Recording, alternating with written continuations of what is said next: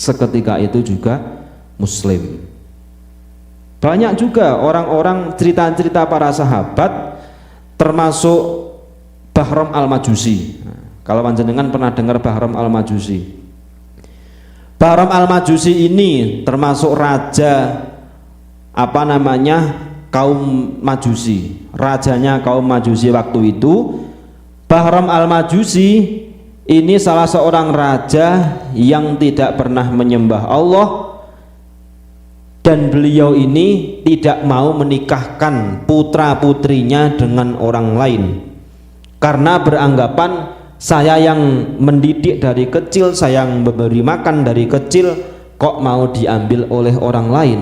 Maka Bahram al-Majusi ini menikahkan anaknya, ada yang mengatakan 7, cowok cewek, cowok cewek, cowok cewek, cewek. Pertama sama kedua menikah, jadi saudara ini menikah. Ketiga sama keempat menikah. 5 sama 6 menikah, tinggal 1, dan itu cewek dan paling cantik. Bahram mau menikahkan dengan orang lain, tidak mau. Karena apa? Alasannya tadi, saya yang membesarkan, saya yang mendidik, saya yang mencarikan makan dan seterusnya, maka yang berhak adalah saya. Dinikahilah oleh Bahram al-Majusi itu. Dinikahi oleh Bahram, maka pas mau malam pertama itu, di situ Allah mengutus, bernama, ada yang mengatakan Wahab bin Munabbah. Wahab bin Munabbah ini suatu ketika beliau pas tawaf, pas tawaf itu beliau tawaf pertama kali, tiba-tiba beliau itu ngantuk dan tertidur di dekat Hijr Ismail. Tertidur, dalam tidur Wahab bin Munabbah ini mendapatkan mimpi isyarah dari baginda Nabi. Hai Wahab, sampaikan salamku kepada Bahram bahwa aku dan Allah dan aku meridhoinya. Kaget, seketika kaget, kemudian bangun, ngambil wudhu, meneruskan tawafnya. Jadi ketika orang ini kok tawaf, kemudian di tengah-tengah tawaf belum sampai 7 putaran kok sucinya atau wudhunya batal, maka orang tersebut tinggal ngambil wudhu dan meneruskan tawafnya, tidak mengulangi dari awal. Itu kalau untuk tawaf. Kalau untuk mikot, kalau untuk mikot, niat ihram sekali batal dengan sesuatu yang bisa membatalkan niat ihramnya, itu dia harus mengulangi dari tempat mikotnya. Seperti orang yang ketika sudah ambil niat mikot, orang tersebut ini mencabut bulu rambut, itu wajib mengulangi mikot. Tapi kalau tidak melanggar peraturan yang membatalkan mikot, maka orang tersebut ini cukup memperbarui wudhunya seperti ketika batal wudhunya. Tapi kalau untuk tawaf, orang tersebut kok batal di tengah-tengah putaran, maka tinggal mengambil air wudhu, kemudian melakukan atau meneruskan tawafnya kembali. Nah, 1, 2, 3, 4, 5, 6, 7 sampai 7 kali Wahab bin Munabbah ini mendapatkan isyarah mimpi dari Rasul yang isinya sama, yaitu sampaikan salamku bahwa Allah dan aku meridhoi Bahram. Kemudian setelah selesai melaksanakan ritual haji, Wahab bin Munabbah ini pergi ke daerahnya Bahram al-Majusi. Ada yang mengatakan di kota Baghdad. Setelah sampai sana dicari-cari rumahnya Bahram al-Majusi. Apakah kamu yang bernama Bahram? Ya. Kamu mendapatkan salam dari Muhammad. Siapa itu? Muhammad adalah pemimpin agama Islam. Nah, sebelum mendapatkan tamu Wahab bin Munabbah, Bahram ini ketika mau malam pertama itu beliau tiba-tiba ada yang mengintip. Makanya kalau sekarang ini kok ada orang yang mau malam pertama kok ada yang ngintip, itu sudah sejak dulu, sejak era Bahram sudah ada.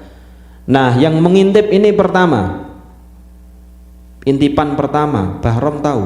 Orang tersebut ini tidak mengintip, tapi lewat di dekat kamar, yang mana kamarnya ini ada lubang kamarnya, ada lubang yang ketika dilihat dari luar, maka yang ada di dalam ini kelihatan.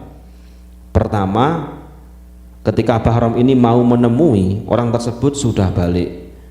Bahrom balik lagi ke kamar. Ketika mau berhubungan sama anaknya, orang tersebut ini datang lagi. Ketika mau ditengok sama Bahrom, orang tersebut ini balik lagi. Yang ketiga kalinya, orang tersebut datang lagi dan Bahrom ini curiga. Siapa sih itu? Seorang perempuan janda. Kemudian ketika Bahrom keluar mau tanya siapa itu, perempuan tadi balik.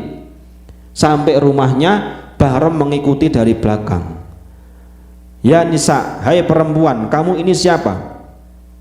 Kenapa kok saya tadi lihat kamu ini bolak-balik di dekat rumah saya?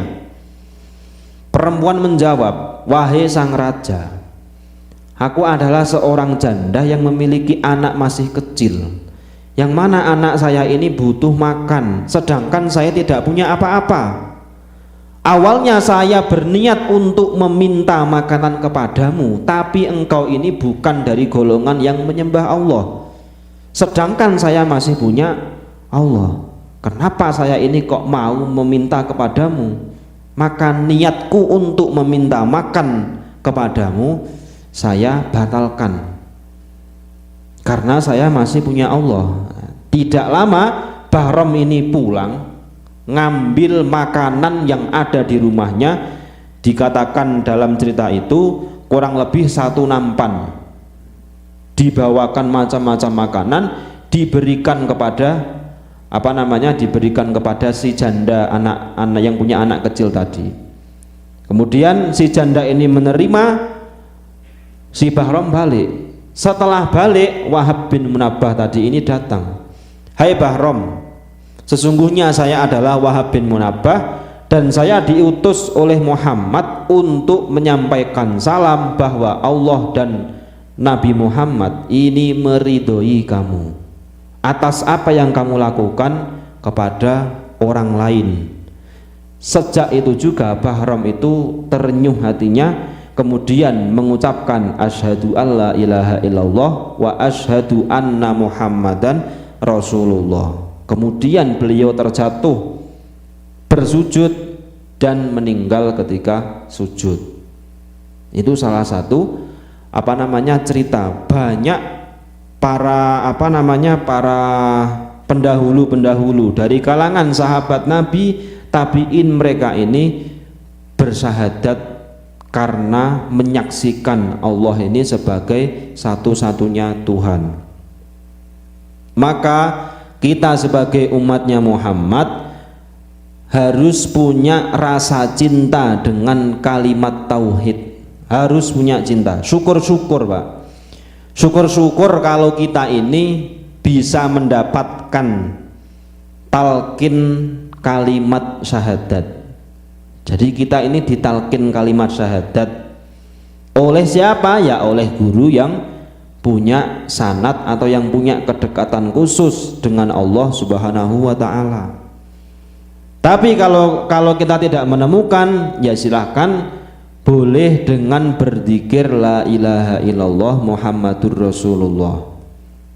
Kapanpun kondisinya, kapanpun waktunya, jangan pernah tinggalkan la ilaha illallah, karena sebab la ilaha illallah kita ini mendapatkan rahmatnya Allah Subhanahu wa ta'ala. Seperti siapa ya?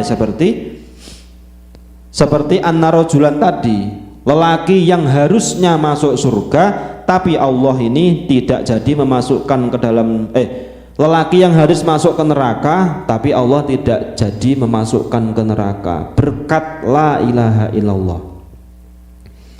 Orang yang mau meninggal itu juga ditalqin la ilaha illallah atau asyhadu alla ilaha illallah.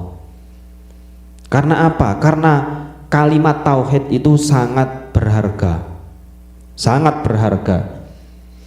Sebelum adanya, kalau panjenengan malam Jumat kemarin menyimak Sebelum Allah ini menciptakan jasadnya Nabi Adam dan roh, Allah lebih dulu menciptakan asyhadu alla ilaha illallah wa asyhadu anna muhammadar rasulullah. Allah lebih dulu menciptakan kalimat itu. Kemudian setelah menciptakan itu, Allah baru menciptakan roh dan jasadnya Nabi Adam. Kemudian digabungkan antara roh dan jasad itu, lalu jadilah Nabi Adam. Setelah menciptakan Nabi Adam, Allah menciptakan juga Siti Hawa. Awalnya juga berupa jasad dan roh, kemudian dikumpulkan dan Allah ciptakan Siti Hawa ini menjadi manusia. Dengan skenarionya Allah, pada intinya adalah Allah ini pengen memperlihatkan keagungannya kepada umatnya Nabi Muhammad, bahwa sebelum adanya alam raya ini sudah ada Nur Muhammad. Maka ciptaan Allah yang pertama kali itu adalah Nur Muhammad. Setelah Nur Muhammad baru Allah menciptakan yang namanya kolam, pena, kemudian lauh, yaitu kertas. Pena dan kertas ini yang menjadi tulisan-tulisan takdir ciptaannya Allah, takdirnya manusia ciptaannya Allah. Tapi sebelum Allah menciptakan itu, Allah lebih dulu menciptakan Nur Muhammad. Maka Nabi Muhammad ini adalah awwalu kholqin, pertama kali yang diciptakan Allah, tapi masih berupa Nur Muhammad, tapi wa akhiruhum fil ba'si, yaitu nabi yang paling akhir di antara para nabi dalam utusannya, itu nabi kita. Nah, setelah Allah ini menciptakan ada kolam, ada pena, ada kertas, kemudian Allah menciptakan aras, kursi, malaikat penjaga aras, dan seterusnya. Yang terakhir Allah ini menciptakan asyhadu alla ilaha illallah wa asyhadu anna muhammadar rasulullah. Barulah kemudian menciptakan Nabi Adam. Jadi kalimat asyhadu alla ilaha illallah ini sangat berharga. Kita semua harus bisa menanamkan kalimat tauhid ke dalam diri kita, ke dalam hati kita. Jangan sampai kita ini malah keluar dari kalimat tauhid, murtad, naudzubillah min dalik. Orang-orang kafir yang ketika itu Nabi berkata, anut imumallau yasha'ullahu at'amah in antum illa fi dolalim mubin. Orang kafir diminta oleh Nabi Muhammad untuk memberi makan kepada orang-orang yang membutuhkannya, tapi jawaban para orang kafir, para kaum kafir Quraisy waktu itu, hei Muhammad, katanya Tuhanmu itu Tuhan yang maha kaya, yang mana ketika hambanya ini minta makan, pasti Tuhanmu makan. Buktinya apa coba? Kenapa tidak ngasih? Nah, di situ sebenarnya Nabi juga jengkel, Pak. Tapi karena Nabi itu ada konstitusi, ada batasan-batasan tidak boleh marah, makanya Nabi tidak marah. Tapi setelah itu dengan berbagai cara Nabi kemudian terjadilah hari kiamat yang diceritakan dalam Yasin, yaitu di situ nanti qalu ya wailana man ba'asana mim marqadina hadza ma wa'adar rahmanu wa sadaqal mursalun. Ketika mereka ini sudah mati, kemudian Allah membangkitkan dari kuburnya, di saat dibangunkan tadi itu orang kafir marah. Kenapa? Karena kaget. Kagetnya apa? Karena disiksa. Makanya di dunia mereka yang tidak mau beriman kepada Allah, mereka santai-santai saja. Ibaratnya mereka sedang tidur pulas, ketika hari kiamat telah datang, maka sejak itu dia marah. Karena apa? Dibangunkan dari tidurnya dan mau disiksa oleh Allah. Beda dengan jamaah Masjid Darus Sa'adah, ketika dibangunkan tidak marah. Seperti misalkan Mas Tisna kalau dibangunkan, mas, nggih Pak Ustadz, itu kan nggak marah, Pak. Beda dengan orang kafir, ketika dibangunkan itu yang ada marah. Lah di situ Kemudian malaikat berkata, yang disampaikan Nabi Muhammad adalah wasodaqol mursalun. Hai orang kafir, yang dikatakan sama mursalun, utusan-utusan Allah yang telah dulu, itu sodak, itu benar. Maka sekarang adalah saatnya kamu menerima hukuman-hukuman Allah, karena dulu kamu di dunia tidak mau percaya dengan Muhammad. Maka kita sebagai orang muslim, kita harus menjaga betul kalimat tauhid. Jangan sampai kita ini mati dalam keadaan tidak membawa iman. Sering-seringlah berzikir dengan dikiran la ilaha illallah Muhammadur Rasulullah. Nanti insya Allah akan ada nur yang masuk ke dalam hati kita. Pasti Allah memberikan nur cahaya kalimat tauhid. Kenapa? Karena kalimat tauhid ini adalah kalimat yang menjadi sebab diciptakannya neraka, surga, langit, bumi dan seisinya. Andaikan tidak ada kalimat tauhid, maka tidak ada ciptaan alam raya ini. Berarti kalimat tauhid itu sangat berharga untuk orang muslim, yang mana orang kafir ini dicap sebagai orang muslim ketika mengucapkan la ilaha illallah Muhammadur Rasulullah. Jangan sampai orang yang sudah masuk Islam karena mengucapkan la ilaha illallah dijuluki sebagai orang yang telah mu'alaf, kemudian hanya karena dzikir la ilaha illallah di atas kuburan terus dicap sebagai orang kafir. Yang kafir saja sebab la ilaha illallah dianggap mukmin, dianggap muslim. Lah terus malah orang yang sudah muslim, sudah mukmin, hanya gara-gara mengucapkan la ilaha illallah di atas kuburan kemudian dikatakan sebagai kafir. Itu adalah pemahaman yang sangat keliru. Dzikir la ilaha illallah dimanapun tempatnya boleh, bahkan di dalam toilet saja itu masih boleh, tapi jangan diucapkan dengan lisan, tapi cukup dalam hati sebagai dzikir saja. Kalau diucapkan dengan lisan, ucapkan di luar toilet atau di luar tempat-tempat yang tidak dimuliakan Allah Subhanahu wa ta'ala. Mudah-mudahan kita semua termasuk hamba-hamba yang memegang teguh kalimat tauhid sehingga kita diambil oleh Allah dalam keadaan husnul khotimah. Amin ya rabbal alamin. Marilah kita akhiri dengan khotimul majlis. Subhanakallahumma wa bihamdika asyhadu an la ilaha illa anta astaghfiruka wa atubu ilaik. Wassalamualaikum warahmatullahi wabarakatuh.